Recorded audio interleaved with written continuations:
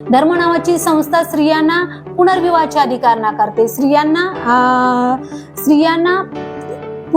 पुरुषांच्या अधीन राहण्याचे पूर्ण नियम लादताना दिसते. त्याचबरोबर स्त्रियांच्या संदर्भात बालविवाहाची सक्ती करते. स्त्रियांना विवाह व्यतिरिक्त कोणत्याच विधीला ती मान्यता देत नाही. ज्या स्त्रीचा पती किंवा नवरा हा मरण पावेल त्या नवऱ्यासोबत त्या स्त्रीला जिवंत जायला जायचं. आणि राजकीय सत्तेमध्ये तर अनेक हजारो स्त्रिया ह्या पतीच्या मृत्यूनंतर आपल्याला सती गेलेल्या दिसतात. त्याचबरोबर शेतकऱ्यांना वेगवेगळे अवजारं पुरवणं, धान्य पुरवणं, शेतकऱ्यांच्या मुलामुलींची विवाह करणं, त्याचबरोबर 18 पगड जातींना एकत्रित करणं, हे सगळं कार्य आपल्याला जिजाऊ तिथली जी त्या काळातली जी जाती व्यवस्था आहे त्या जाती व्यवस्थेच्या विरोधात जाऊन करताना दिसतात. त्याचबरोबर 3 जानेवारी हा सावित्रीबाईंचा जन्मदिवस आहे. हे 3 जानेवारी 1831 मध्ये सावित्रीबाईंचा जन्म झाला. सावित्रीबाई म्हणजे जिजाऊंचं जे काम आहे, जी धर्मचिकित्सा आहे किंवा जाती व्यवस्थेच्या विरोधातले जे आव्हान आहे ते पुढे आपल्याला सावित्रीबाई देखील पुढे नेताना दिसतात. माणसाला पशुत्वातनं बाहेर आणण्यासाठी माणसाला एक माणूस म्हणून जगता यावं, त्यासाठी त्याला शिक्षण हे खूप गरजेचं आहे. कारण शिक्षा किंवा विद्या हे परिवर्तनाचं एक साधन आहे. शिक्षण किंवा विद्या ही माणसाला चांगलं काय आणि वाईट काय त्याच्यातला फरक करायला शिकवते. आणि ज्या स्त्रियांचे लहान असताना विवाह होत असे आणि त्यांचा नवरा मेल्यानंतर त्यांचा जो गैरफायदा आहे तो इतर पुरुष जेव्हा घेत असत, त्या गैरफायद्यामधनं त्यांना जी गर्भधारणा होत असे आणि त्याच्यातनं ज्या बालहत्या होत होत्या, अशा बालहत्या रोखण्यासाठी आणि स्त्रियांची जी कुचंबना होती ही थांबवण्यासाठी आपल्याला त्या कालखंडामध्ये म्हणजे 19व्या शतकामध्ये 1853 मध्ये सावित्रीबाई फुल्यांच्या सहकार्याने बालहत्या प्रतिबंधगृह काढताना दिसतात. आमच्या स्त्रिया म्हणजे कोणत्या?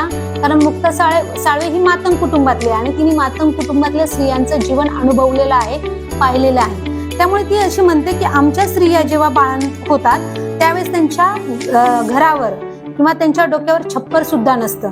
म्हणून ऊन असेल, पाऊस असेल यांचा त्यांना त्रास होतो किंवा याच्यामध्ये त्या बाळंत होतात आणि याच्यामध्ये अनेक स्त्रिया दगावतात देखील. म्हणजे कोलंबिया विद्यापीठामध्ये जेव्हा ते शिकायला गेले किंवा कोलंबिया विद्यापीठात शिकत असताना न्यूयॉर्कमधनं त्यांनी जे रमाबाईला पत्र लिहिलं, ते पत्र लिहित असताना रमाबाईला ते रामू म्हणत आणि त्यामध्ये ते म्हणतात की या लढाईत मी हारणार नाही, यासाठी तू माझ्या पाठीशी उभं राहायला हवं आणि दुःखातून वाट काढायला हवी. म्हणजे प्रत्येक वेळेस ते हे मेन्शन करतात की रमाबाईंनी त्यांच्या एकूणच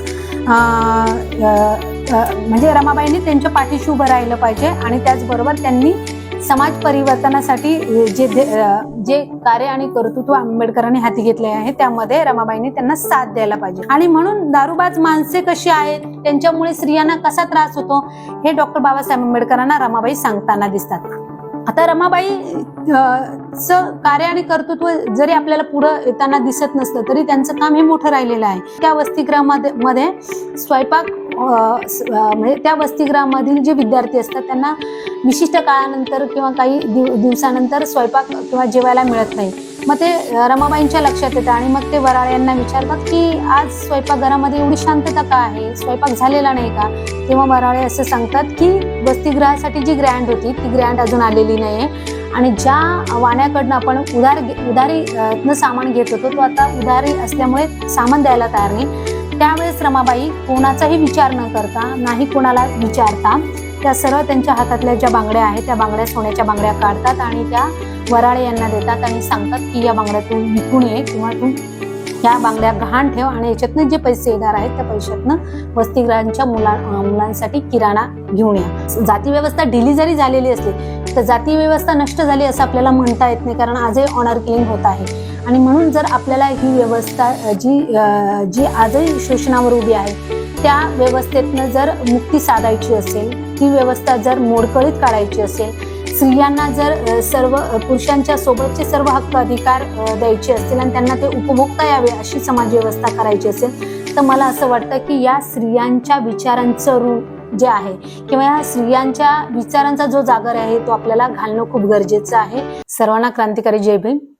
डॉक्टर सुप्रिया गायकवाड सत्यशोधक महिला आघाडीची कार्यकर्ती आहे. गेल्या अनेक वर्षांपासून सत्यशोधक महिला आघाडी अंतर्गत मी महिलांच्या प्रश्नांवर काम करते. नांदेड जिल्ह्यामध्ये स्त्री मुक्ती संघटनेमध्ये देखील मी कार्यरत आहे. प्रबोधनाच्या पातळीवर अनेक व्याख्याने मी दिलेली आहेत आणि आज मला माता जिजाऊ सावित्रीबाई फुले, त्याचबरोबर फातिमा शेख, मुक्ता साळवे, रमाबाई यांच्या विचारांचा जागराचा हा महिना आहे, जानेवारी महिना. आणि या जागराच्या निमित्ताने मला जे माझे विचार मांडण्याची संधी लॉर्ड बुद्धाच टीव्ही चॅनलने दिली त्याबद्दल मी खरोखर त्यांचे आभारी आहे. आणि त्या निमित्ताने त्यांनी जो मला विषय दिला तो खूप महत्वाचा आहे की क्रांतिज्योती सावित्रीबाई फुले, जिजाऊ, रमाबाई यांचे ऋण स्त्रिया फेडू शकतील का. खरोखर महत्वाचा विषय आहे आणि त्या अनुषंगाने मी माझे काही मत, काही विचार इथं मांडू इच्छिते. खरं तर जिजाऊंचा जर कालखंड बघितला तर तो 17व्या शतकातला कालखंड आहे. या कालखंडामध्ये स्त्रियांना सत्तेचे अधिकार नव्हते, स्त्रियांना शिक्षणाचा अधिकार नव्हता, त्याचबरोबर स्त्रियांची स्थिती ही पशुपेक्षाही अतिशय वाईट होती. अशा कालखंडामध्ये जिजाऊंनी जे संस्कार शिवबावर केले किंवा जी राजकीय सत्तेची सूत्र आपल्या हातात घेतली, ती राजकीय सत्तेची सूत्र आणि शिवाजींवर केलेले संस्कार हे जर बघितले तर हे धर्मव्यवस्थेची चिकित्सा करणारे आहेत, त्याचबरोबर ते जाती व्यवस्थेच्या संदर्भात देखील प्रश्न निर्माण करणारे आहे. त्यामुळे जिजाऊंचं काम जे आहे ते खूप महत्वाचं काम आहे. जिजाऊंचा जर जन्म पाहिला तर जिजाऊंचा जन्म विदर्भातला आहे, त्याचबरोबर सासर हे मराठवाड्यातलं आहे, पण काम आणि कार्य जे आहे ते उत्तर महाराष्ट्रातलं आहे.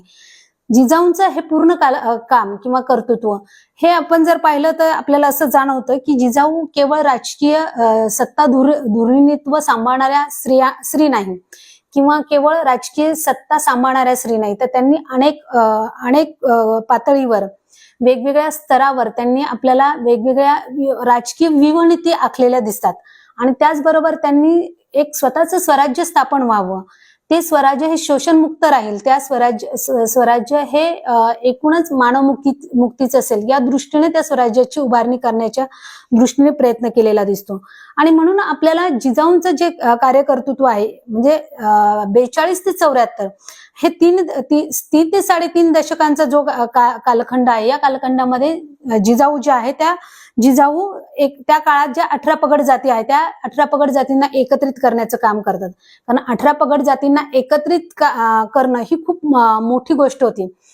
कारण भारतातील जी जाती व्यवस्था होती जी हजारो वर्षांपासून कार्यरत राहिलेली होती आणि 17व्या शतकात तिचं स्वरूप हे अधिक क्लिष्ट आणि अधिक गुंतागुंतीचं होतं. ही जी जाती व्यवस्था होती, जी उतरंडवादी जाती व्यवस्था होती, या जाती व्यवस्थेच्या उतरंडीमध्ये शूद्रांना राजकीय सत्ता किंवा स्वतःचं राज्य स्थापन करण्याचा अधिकार नव्हता. अशा कालखंडामध्ये जिजाऊ शिवबाला घेऊन स्वतःचं राज्य प्रस्थापित करते किंवा स्वतःचं राज्य निर्माण करण्याचा ध्यास घेऊन त्या दृष्टीने ती काम करताना दिसते. आणि त्यासाठी ती ज्या जातीमधले जे मावळे आहेत की ज्यांच्यामध्ये ते कौशल्य आहे त्या सगळ्या मावळ्यांना एकत्रित करण्याचं काम करते. म्हणजे 18 पगड जाती जमातींना एकत्रित करून ती शिवबांसमोर एक आदर्श तयार करते. शिवबां पुढे स्वतःचं राज्य स्थापन करण्यासाठी ही जी जाती व्यवस्थेची उतरंड आहे की ज्या उतरंडीमध्ये शूद्रांना लढण्याचा अधिकार नाहीये, त्याच्यासाठी लढण्याचा अधिकार किंवा शस्त्र हातात घेण्याचा अधिकार क्षत्रियांचा आहे, परंतु जातीची ही जी नियम आहे किंवा जातीचा हा जो काही नियम आहे तो तोडण्याचं काम जिजाऊ करताना दिसतं. आणि मग जिजाऊ त्यांच्या एकूणच राजकीय कार्यकर्तीमध्ये 18 पगड जाती जमातींना एकत्रित करण्याचं काम करतात. अजून जिजाऊ काय करतात, जिजाऊ आपल्याला असं दिसतं की जिजाऊ शिवबा जेव्हा अडचणीत येतात, म्हणजे पन्हाळगडाला जेव्हा वेढा दिला तेव्हा शिवबांना बंदिस्त करण्यात आलं होतं, तेव्हा देखील जिजाऊंनी राजकीय रणनीती आखून डावपेच आखून शिवबांना त्यामधनं मुक्त करण्याचं काम केलं. त्याचबरोबर स्त्रियांच्या संदर्भात देखील जिजाऊ या अधिक जागृत होत्या. त्यामुळे जो कोणी महिलेस धरेल किंवा महिलांना हात लावेल त्यांचे हात तोडले पाहिजे असे फरमान त्या त्यांच्या राज्यात काढत होत्या. म्हणजे स्त्रियांच्या बाबतीत देखील त्या अतिशय संवेदनशील होत्या. कोणत्याही स्त्रीचं शोषण होऊ नये याची दक्षता त्या घेताना दिसतात. आता जिजाऊंचा जो कालखंड आहे त्या कालखंडामध्ये आपल्याला दिसतात की सती नावाची प्रथा जी आहे ती सती नावाच्या प्रथेला देखील खूप महत्व त्या कालखंडामध्ये होतं. म्हणजे ज्या ज्या स्त्रीचा पती किंवा नवरा हा मरण पावेल त्या नवऱ्यासोबत त्या स्त्रीला जिवंत जायला जायचं. आणि राजकीय सत्तेमध्ये तर अनेक हजारो स्त्रिया या पतीच्या मृत्यूनंतर आपल्याला सती गेलेल्या दिसतात. 1964 मध्ये जेव्हा जिजाऊंचे पती शहाजी राजे हे मृत्यू पावतात तेव्हा जिजाऊ ह्या सती जात नाही. म्हणजे सती नावाची जी प्रथा आहे, जी धर्म संस्थेची महत्वाचा गाभा आहे, त्या सती नावाच्या प्रथेचं देखील उल्लंघन त्या करतात किंवा सती प्रथा त्या मोडीस काढतात. आणि त्या सती न जाता राजकीय सत्तेची शहाजी राजानंतर राजकीय सत्तेची सूत्र स्वतःच्या हातात घेतात. आणि ती घेत असताना मग शेतकऱ्यांसंदर्भातली संवेदनशीलता त्यांच्यामध्ये दिसते. त्याचबरोबर शेतकऱ्यांना वेगवेगळे अवजारं पुरवणं, धान्य पुरवणं, शेतकऱ्यांच्या मुलामुलींचे विवाह करणं, त्याचबरोबर 18 पगड जातींना एकत्रित करणं, हे सगळं कार्य आपल्याला जिजाऊ तिथली जी त्या काळातली जी जाती व्यवस्था आहे त्या जाती व्यवस्थेच्या विरोधात जाऊन करताना दिसतात. आणि स्त्रियांच्या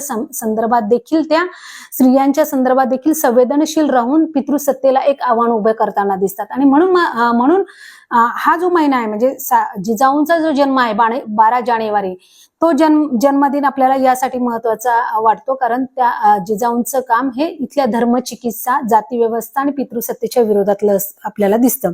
त्याचबरोबर 3 जानेवारी हा सावित्रीबाईंचा जन्मदिवस आहे.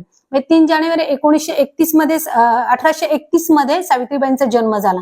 सावित्रीबाई म्हणजे जिजाऊंचं जे काम आहे, जी धर्मचिकित्सा आहे किंवा जाती व्यवस्थेच्या विरोधातले जे आव्हान आहे ते पुढे आपल्याला सावित्रीबाई देखील पुढे नेताना दिसतात.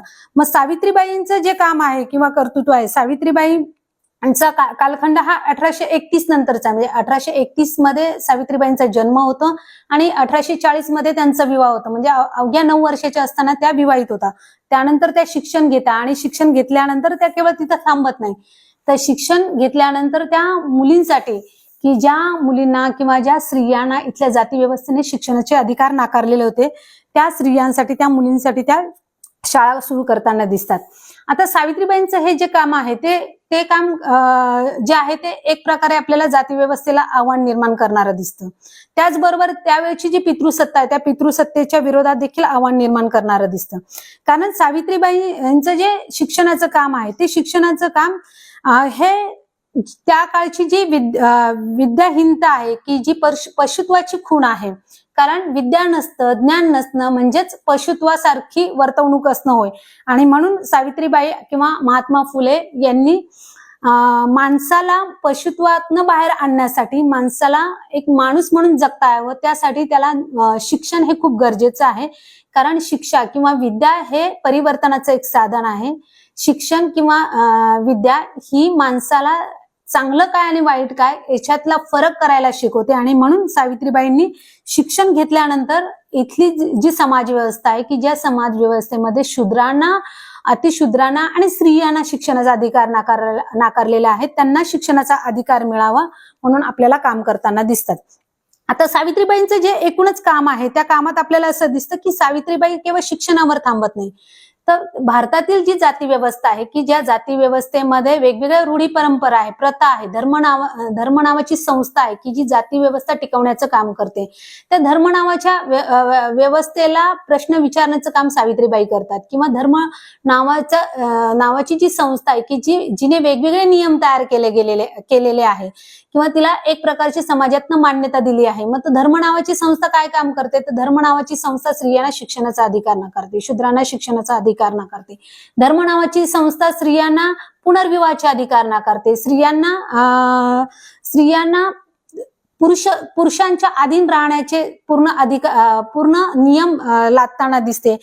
त्याचबरोबर स्त्रियांच्या संदर्भात बालविवाहाची सक्ती करते. स्त्रियांना विवाहा व्यतिरिक्त कोणत्याच विधीला ती मान्यता देत नाही. अशा प्रकारची जी धर्मसंस्था, त्या धर्मसंस्थेला प्रश्न विचारण्याचे कार्य आपल्याला 19व्या शतकामध्ये सावित्रीबाई करताना दिसतात. मग सावित्रीबाई मुलींसाठी शाळा काढतात. ज्या मुलींना इथल्या व्यवस्थेने शिक्षण नाकारलंय त्या सर्व मुलींसाठी, मग त्यामध्ये ब्राह्मण मुली आहेत किंवा स्त्रिया आहेत, मराठा स्त्रिया आहेत, धनगर स्त्रिया आहेत, महार स्त्रिया आहेत, या सर्व स्त्रियांसाठी, मुलींसाठी शाळा काढण्याचं काम त्या करतात. कारण ज्ञान हे परिवर्तनाचं मुख्य साधन आहे आणि म्हणून जर परिवर्तन हे मुक्तीच्या दिशेने जर न्यायचं असेल तर सर्वांना शिक्षण गरजेचं आहे. म्हणून मग सावित्रीबाई आपल्याला महत्वाचं शाळा चालवण्याचं महत्वाचं काम करताना दिसतात. जेव्हा सावित्रीबाई शाळा चालवतात तेव्हा त्यांना अनेक प्रश्नांना सामोरी जावं लागतं हे आपल्याला दिसतं. पण सावित्रीबाई शाळेबरोबरच सावित्रीबाईंनी 28 जानेवारी 1853 मध्ये बालहत्या प्रतिबंध गृह काढलेलं दिसतं. का काढलेलं दिसतं? कारण त्यावेळची जी धर्मसंस्था होती किंवा आजही ती धर्मसंस्था आपल्याला काम करताना दिसते, तर ही जी धर्मसंस्था होती या धर्मसंस्थेमध्ये बालहत्या मोठ्या प्रमाणात घडत होते. कारण स्त्रियांना पुनर्विवाह करण्याचे अधिकार नव्हते आणि ज्या स्त्रियांचे लहान असताना विवाह होत असे आणि त्यांचा नवरा मेल्यानंतर त्यांचा जो गैरफायदा आहे तो इतर पुरुष जेव्हा घेत असत, त्या गैरफायद्यामधनं त्यांना जी गर्भधारणा होत असे आणि त्याच्यातनं ज्या बालहत्या होत होत्या, अशा बालहत्या रोखण्यासाठी आणि स्त्रियांची ही जी कुचंबना होती ही थांबवण्यासाठी आपल्याला त्या कालखंडामध्ये म्हणजे 19व्या शतकामध्ये 1853 मध्ये सावित्रीबाई फुल्यांच्या सहकार्याने बालहत्या प्रतिबंध गृह काढताना दिसतात. आता या बालहत्या प्रतिबंध गृहामध्ये सर्वाधिक ब्राह्मण स्त्रिया आपल्याला आलेल्या दिसतात. सावित्रीबाईंनी जाती व्यवस्था मोडण्यासाठी अस्पृश्यांना स्वतःच्या कुटुंबातला किंवा स्वतःच्या घरातला हौद खुला केलेला दिसतो. त्याचबरोबर त्यांनी एक नवीन सत्यशोधक समाजाची स्थापना 1873 मध्ये केलेली दिसते. आता हा नवीन सत्यशोधक समाज कशासाठी? कारण हिंदू धर्म जो होता हा धर्म पूर्णतः जाती व्यवस्थेवर उभा होता, तो जातीच्या शोषणावर उभा होता. त्यामध्ये एक प्रकारची विषमता होती, विशिष्ट जातीला अतिरिक्त अधिकार होते, दुसऱ्या जातीचं शोषण होत होतं. त्याचबरोबर या हिंदू धर्म कायद्यामध्ये स्त्रियांचं देखील शोषण होत होतं आणि म्हणून 24 सप्टेंबर 1873 मध्ये सावित्रीबाई यांनी सत्यशोधक समाजाची स्थापना केलेली दिसते.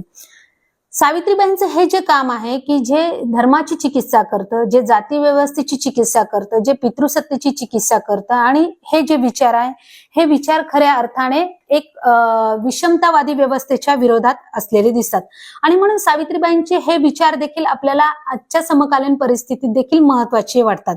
त्याचबरोबर सावित्रीबाईंच्या स्कूलमध्ये शिकणाऱ्या ज्या मुक्ता साळवे आहे की ज्या मुक्ता साळवेंनी 1855 मध्ये एक निबंध लिहिला मांग महारांच्या दुःखाविषयीचा. तो निबंध ज्ञानोदयमध्ये प्रकाशित झाला 1855 मध्ये. तर या निबंधामध्ये मुक्ता साळवे यांनी अनेक प्रश्न धर्म संस्थेसंदर्भात उपस्थित केलेले दिसतात. आता मुक्ता साळवे ज्या आहे त्या मातंग कुटुंबात जन्माला आलेली एक मुलगी आहे जी 14 वर्षाची आहे, 14 ते 15 वर्षाची मुलगी आहे आणि ती सावित्रीबाईंच्या शाळेमध्ये शिकताना आपल्याला दिसते. सावित्रीबाईंची जी स्कूल होती, शाळा होती, ही शाळा केवळ स्त्रियांना लिहायला वाचायला शिकवत नव्हती, तर ती इथली जी समाज व्यवस्था आहे जी शोषणावर उभी आहे त्या समाजाची चिकित्सा करायला ती शिकवत होती. त्या समाजात घडणाऱ्या ज्या अनिष्ट रूढी परंपरा आहे, स्त्रियांचं जे जीवन आहे, वेगवेगळ्या जातीतील लोकांचं जे जीवन आहे ते जीवन कसं आहे याचं स्पष्ट वास्तव इतरांना कळावं किंवा त्या संदर्भातले सविस्तर चर्चा करणारी ती स्कूल होती आणि त्यामुळे सावित्रीबाईंच्या स्कूलमध्ये ज्या स्त्रिया किंवा ज्या मुली तयार झालेल्या होत्या त्या मुली ह्या धर्माची चिकित्सा करू लागलेल्या होत्या आणि त्यामध्ये आपल्याला मुक्ता साळवे ही एक मुलगी आपल्याला दिसते की जिने धर्माची चिकित्सा आपल्याला केलेली दिसते. तर मुक्ता साळवे हिचा देखील जन्म 5 जानेवारीचा आहे. 5 जानेवारी 1840 मध्ये मुक्ता साळवे या पुण्यात जन्मल्या. ही जी मुलगी आहे की जी 1840 मध्ये जन्मते आणि 1855 मध्ये तिचा एक निबंध छापून येतो ज्ञानोदय मध्ये. म्हणजे त्यावेळेस ती केवळ 15 वर्षाची आहे आणि 15 वर्षाची असताना ती एक निबंध लिहिते ज्या निबंधावर धर्माची चिकित्सा केली जाते आणि ती धर्मासंदर्भात अनेक प्रश्न उपस्थित करते. ती म्हणते की ती या संदर्भात प्रश्न उपस्थित करताना म्हणते की हा धर्म जो आहे तो लाडखाऊ लोकांचा आहे, ब्राह्मणांचा आहे आणि म्हणून ती अशी म्हणते की ब्राह्मण लोकांना वेद म्हणण्याचा अधिकार आहे का किंवा वेद याच्यावर कोणाचा अधिकार आहे किंवा मत आहे तर ती ब्राह्मणांची आहे. आणि त्याचबरोबर इथली जी धर्म पुस्तक आहे ती देखील ब्राह्मणांची आहे, ती आमच्यासाठी नाही. आणि जर ती आमच्यासाठी नसेल किंवा त्या पुस्तकांना जर हात लावण्याचा अधिकार आम्हाला नसेल किंवा वेद म्हणण्याचा अधिकार जर आम्हाला नसेल तर मग वेदाप्रमाणे वर्तवणूक आम्ही का करावी. म्हणजे हा प्रश्न मुक्ता साळवे ही कशी उपस्थित करू शकली, कारण ती धर्माची चिकित्सा करायला लागली. ती सावित्रीबाईंच्या स्कूलमधनं तयार झालेली होती आणि म्हणून सावित्रीबाईंच्या स्कूलमध्ये तयार झालेली मुक्ता साळवे देखील आपल्याला काय दिसते, धर्माची चिकित्सा आणि जाती व्यवस्थेची चिकित्सा करताना दिसते. त्याचबरोबर मुक्ता साळवे ही ज्ञानोदयमध्ये तिचा जो निबंध प्रकाशित झालाय त्या निबंधात ती स्त्रियांचं जीवन कसं आहे याची देखील एक स्पष्ट मांडणी करताना दिसते आणि ती म्हणते की महारमांगांच्या स्त्रियांची अवस्था कशी आहे, त्यांचे बाळंतपण कसं होतं. तर ती असं म्हणते की ज्यावेळेस आमच्या स्त्रिया म्हणजे कोणत्या, कारण मुक्ता साळवे ही मातंग कुटुंबातली आणि तिने मातंग कुटुंबातल्या स्त्रियांचं जीवन अनुभवलेलं आहे, पाहिलेलं आहे. त्यामुळे ती अशी म्हणते की आमच्या स्त्रिया जेव्हा बाळंत होतात त्यावेळेस त्यांच्या घरावर किंवा त्यांच्या डोक्यावर छप्पर सुद्धा नसतं, म्हणून ऊन असेल पाऊस असेल यांचा त्यांना त्रास होतो किंवा याच्यामध्ये त्या बाळंत होतात आणि त्याच्यामध्ये अनेक स्त्रिया दगावतात देखील. हे जे वास्तव आहे हे वास्तव मुक्ता साळवे मांडताना दिसते आणि मग आपल्याला दिसतं की मुक्ताचे जे हे विचार आहे हे देखील जे जाती व्यवस्थेच्या विरोधातले आहे, जे पितृसत्तेच्या विरोधातले आहे, ते आपल्याला आजच्या समकालीन परिस्थितीमध्ये देखील महत्वाचे वाटतात आणि म्हणून तिच्या देखील विचारांचा हा जागर आहे. मुक्ता साळवे बरोबरच आपल्याला सावित्रीबाईंच्या सोबत असणारे ज्या फातिमा शेख आहे की ज्या फातिमा शेख मुलींना शिक्षण मिळावं यासाठी काम करताना दिसतात आणि म्हणून जेव्हा सावित्रीबाई माहेरी जातात आणि माहेरी असताना 1858 मध्ये जेव्हा ते फुलेनं पत्र लिहितात आणि फुलेनं पत्र लिहित असताना ते असा उल्लेख करतात की माझी तब्येत ठीक नसल्याने मला येण्यास उशीर होत आहे, पण माझ्या नसल्यामुळे फातिमावर जी जबाबदारी आलेली आहे किंवा तिच्यावर जो अतिरिक्त कामाचा बोजा पडलेला आहे त्याची मला काळजी वाटते. आणि मग आपल्याला असं लक्षात येतं की फातिमा शेख जे आहे, फातिमा शेख ह्या सावित्रीबाईंसोबत स्त्रियांना प्रबोधित करण्याचं किंवा स्त्रियांना शिक्षण देण्याचं काम करत आहे की ज्या शिक्षणामुळे एकूणच समाजातली जी विषम व्यवस्था आहे त्या विषम व्यवस्थेच्या विरोधामध्ये त्या व्यवस्थेच्या विरोधातलं एक प्रबोधन किंवा एक काम इथं होणार आहे. म्हणून फातिमा शेखचा देखील दिवस आपल्याला जानेवारीमध्ये दिसतो आणि म्हणून हा महिना जो आहे तो फातिमांचा जो जन्म आहे तो 9 जानेवारीचा आहे, 9 जानेवारी 1831. त्यामुळे फातिमांचा हा विचार हा देखील एक जागर घालणारा दिवस आहे. आणि सर्वात महत्वाचं म्हणजे मग आपल्याला असं शेवटी दिसतं की 7 फेब्रुवारी 1898 या दिवशी आपल्याला रमाबाई आंबेडकर यांचा जन्म झालेला दिसतो. तर रमाबाई आंबेडकरांचं काम जे आहे त्याची देखील नोंद आपल्याला घ्यावी लागते, कारण रमाबाईंचं काम आपल्याला एकूणच डॉक्टर बाबासाहेब आंबेडकरांनी जे जाती व्यवस्थेच्या विरोधात काम केलेलं दिसते, धर्मचिकित्सा केलेली दिसते किंवा एकूणच जे पितृसत्तेच्या विरोधात काम केलेलं दिसतं त्यामध्ये रमाबाईंचा मोठा हात राहिलेला दिसतो. कारण जेव्हा जेव्हा डॉक्टर बाबासाहेब आंबेडकरांना ही समाज व्यवस्थे उधळून लावण्यासाठी किंवा ह्या समाज व्यवस्थेचं विश्लेषण करण्यासाठी ज्ञानाची जी साधना होती किंवा ज्ञान हस्तगत करून ज्ञानाचं वर्चस्व जे इथल्या वरच्या जातींवर प्रस्थापित करायचं होतं त्यासाठी त्यांना जे कार्य करावं लागलं किंवा ज्ञानासाठी त्यांना जे कुटुंब नावाची व्यवस्था नाकारून दीर्घकाळ बाहेर राहावं लागलं, तर त्यामध्ये आपल्याला असं दिसतं की रमाबाईचं जे कार्य आणि कर्तृत्व आहे ते मोठं आहे. त्यामुळे डॉक्टर बाबासाहेब आंबेडकर देखील रमाबाईशी संवाद साधताना किंवा रमाबाईला जे पत्र लिहितात त्यामध्ये ते स्वतः सांगतात की ते स्वतः मान्य करतात की रमाबाईमुळे ते एकूणच समाजाच्या परिवर्तनाचं काम करू शकलेले आहे. त्यामुळे अनेक पत्रांमध्ये म्हणजे कोलंबिया विद्यापीठामध्ये जेव्हा ते शिकायला गेले किंवा कोलंबिया विद्यापीठात शिकत असताना न्यूयॉर्क मधनं त्यांनी जे रमाबाईला पत्र लिहिलं ते पत्र लिहित असताना रमाबाईला ते रामू म्हणतात आणि त्यामध्ये ते म्हणतात की या लढाईत मी हारणार नाही, यासाठी तू माझ्या पाठीशी उभा राहायला हवं आणि दुःखातून वाट काढायला हवी. म्हणजे प्रत्येक वेळेस ते हे मेन्शन करतात की रमाबाईंनी त्यांच्या एकूणच म्हणजे रमाबाईंनी त्यांच्या पाठीशी उभं राहिलं पाहिजे आणि त्याचबरोबर त्यांनी समाज परिवर्तनासाठी जे कार्य आणि कर्तृत्व आंबेडकरांनी हाती घेतले आहे त्यामध्ये रमाबाईंनी त्यांना साथ द्यायला पाहिजे. डॉक्टर बाबासाहेब आंबेडकरांनी अनेक पत्र रमाबाईला लिहिलेले आहे आणि त्याच्यामध्ये आपल्याला असं दिसतं की रमाबाई देखील डॉक्टर बाबासाहेब आंबेडकरांना तेवढ्याच तत्परतेने तेवढ्याच ध्येयाने त्यांना साथ देताना दिसते. रमाबाईंचा आणि डॉक्टर बाबासाहेब आंबेडकरांचा जेव्हा विवाह होतो तेव्हा रमाबाई आंबेडकर काही शिकलेल्या नसतात, परंतु डॉक्टर बाबासाहेब आंबेडकर रमाबाईंना शिकवतात आणि रमाबाईंना शिकवल्यानंतर जेव्हा जेव्हा डॉक्टर बाबासाहेब आंबेडकर म्हणजे डॉक्टर बाबासाहेब आंबेडकर कोलंबिया विद्यापीठात अनेक वर्ष गेल्यानंतर किंवा लंडनला गेल्यानंतर पूर्ण कुटुंबाची धुरा ही रमाबाईंनी सांभाळलेली दिसते. पण हे करत असताना ते ज्या लिहायला वाचायला शिकलेल्या होत्या त्याच्यातनं त्या अनेक पुस्तकं देखील वाचू लागलेल्या होत्या आणि त्या वाचल्यानंतर त्यांची स्वतःची देखील एक मत प्रक्रिया सुरू झालेली होती किंवा एक मत मांडण्याची प्रक्रिया त्यांच्यामध्ये देखील सुरू झालेली होती. त्यामुळे रमाबाईचं जर कार्य आणि कर्तृत्व पाहिलं तर आपल्याला डॉक्टर बाबासाहेब आंबेडकरांना दारुड्या पुरुषांमुळे कुटुंबाची कशी वाईट अवस्था होती याची जाणीव करून देण्याचं काम रमाबाईंनी आंबेडकरांना करून दिलेलं दिसतं. आणि म्हणून दारूबाज माणसे कशी आहेत, त्यांच्यामुळे स्त्रियांना कसा त्रास होतो हे डॉक्टर बाबासाहेब आंबेडकरांना रमाबाई सांगताना दिसतात.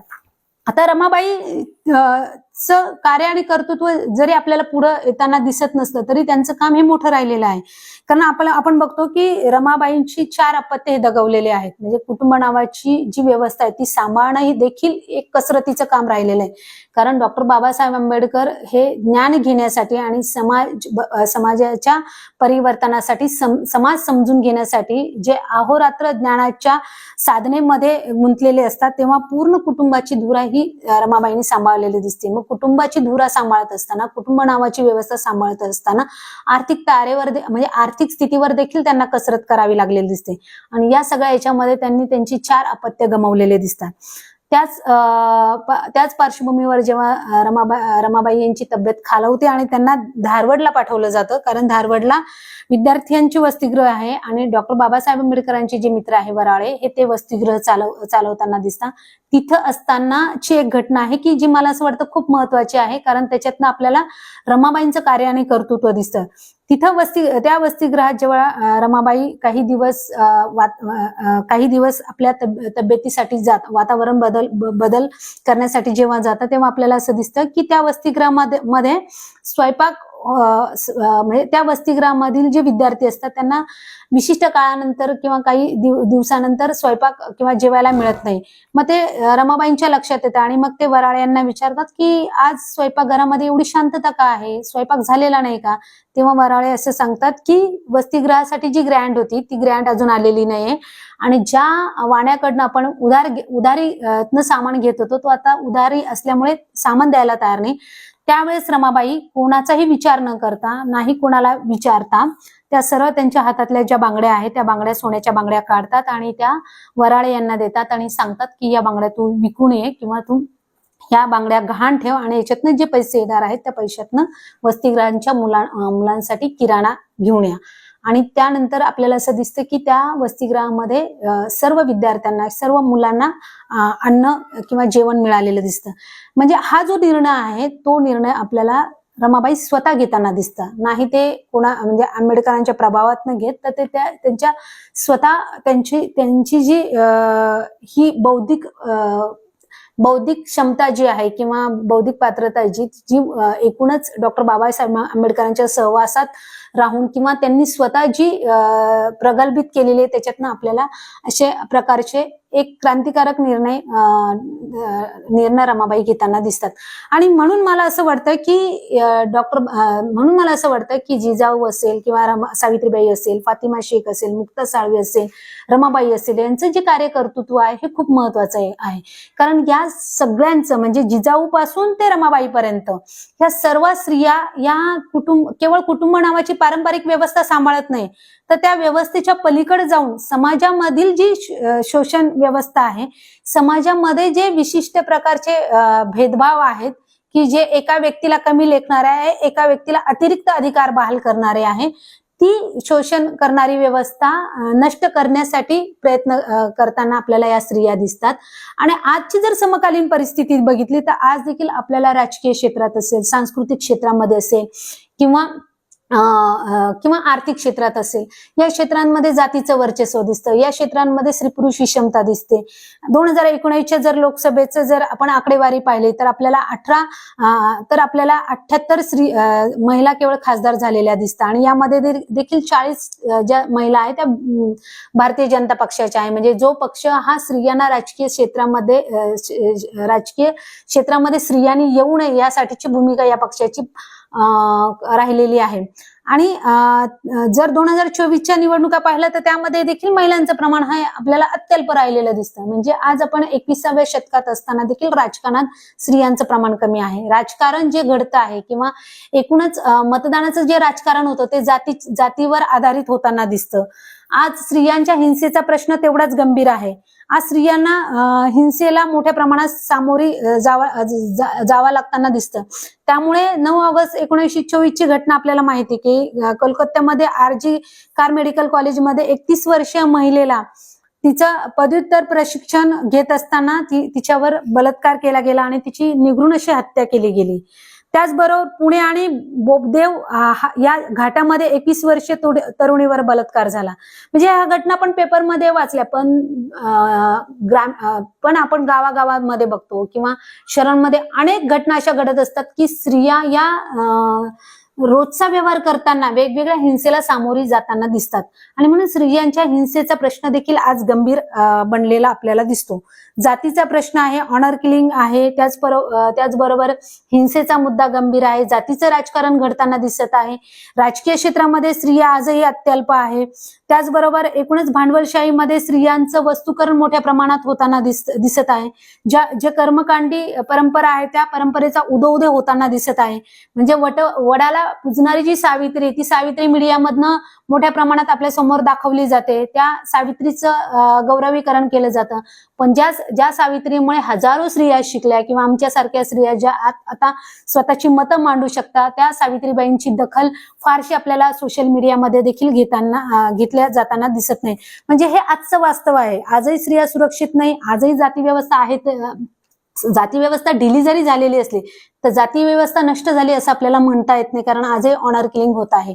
आणि म्हणून जर आपल्याला ही व्यवस्था जी आजही शोषणावर उभी आहे त्या व्यवस्थेतनं जर मुक्ती साधायची असेल, ती व्यवस्था जर मोडकळीत काढायची असेल, स्त्रियांना जर सर्व पुरुषांच्या सोबतचे सर्व हक्क अधिकार द्यायचे असतील आणि त्यांना ते उपभोगता यावे अशी समाज व्यवस्था करायची असेल तर मला असं वाटतं की या स्त्रियांच्या विचारांचं ऋण जे आहे किंवा या स्त्रियांच्या विचारांचा जो जागर आहे तो आपल्याला घालणं खूप गरजेचं आहे.